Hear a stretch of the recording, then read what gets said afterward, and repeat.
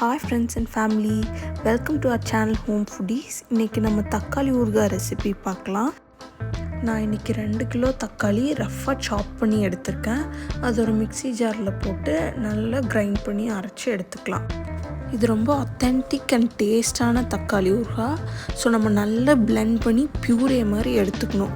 அரைச்சி வச்சுருக்க தக்காளியை ஒரு கடாயில் ட்ரான்ஸ்ஃபர் பண்ணி அதை ஸ்டவ்வில் வச்சு நல்லா ஹை ஃப்ளேம்லேயே கொதிக்க விடலாம்.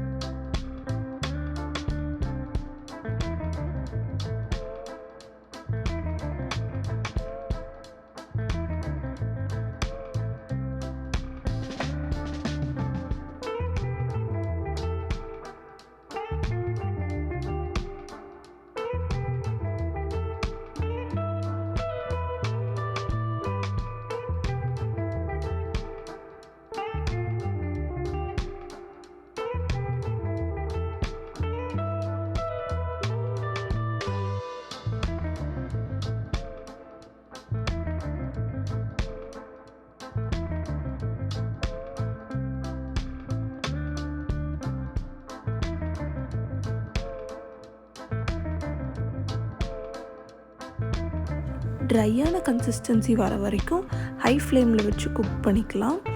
ட்ரையான கன்சிஸ்டன்சி வந்ததுக்கப்புறம் லோ ஃப்ளேமில் வச்சு குக் பண்ணிக்கலாம். இந்த மாதிரி கம்ப்ளீட்டாக தண்ணியெல்லாம் ட்ரை ஆனதுக்கப்புறம் நம்ம தாளிப்பு ரெடி பண்ண போகிறோம். அதுக்கு நம்ம 5 cloves of finely chopped garlic and 15 curry leaves எடுத்துக்கலாம். ஸ்டவ்வில் ஒரு கடாய் வச்சுக்கலாம். அதில் 3/4 கப் ஆயில் ஊற்றிக்கலாம்.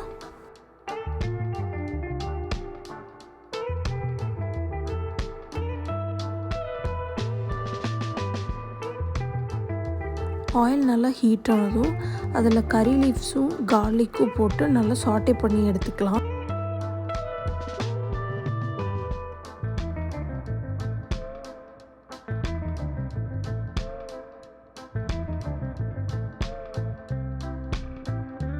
கார்லிக் நல்லா லைட் ப்ரௌனிஷ் கலரில் சாட்டே பண்ணால் தான் அதோடய ஃப்ளேவர் ஸ்ட்ராங்காக இருக்கும்.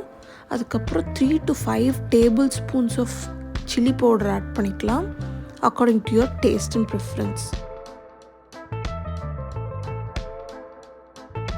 நல்லா சாட்டே ஆனதுக்கப்புறம் இந்த தாளிப்பை எடுத்து தக்காளி ஊறுகாய்க்குள்ளே கொட்டிக்கலாம்.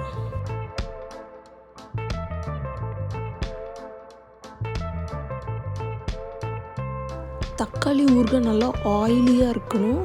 ஸோ கொஞ்சம் ட்ரையாக இருந்தால் நீங்கள் ஆயில் கூட ஆட் பண்ணிக்கலாம்.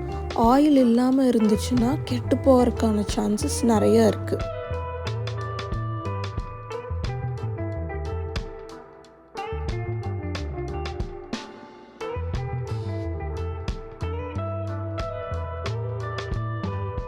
இப்போ நம்ம 3 teaspoons ஆஃப் சால்ட் ஆட் பண்ணிக்கலாம். இதுவும் உங்களோட டேஸ்ட் பொறுத்து மாறும். ஸோ நீங்கள் டேஸ்ட் பார்த்துட்டு எக்ஸ்ட்ரா கூட ஆட் பண்ணிக்கலாம். ஊறுகாய் நல்லா ட்ரை ஆகிற வரைக்கும் சாட்டே பண்ணிகிட்டே இருக்கணும்.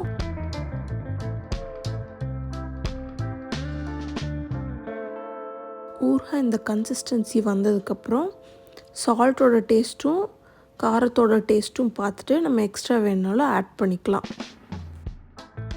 Very tasty and fresh homemade தக்காளி ஊறுகாய் ரெடி ஆயிடுச்சு. Serve this தக்காளி ஊறுகாய் for your loved ones with chapati, dosa, rice and enjoy. Happy cooking, happy eating.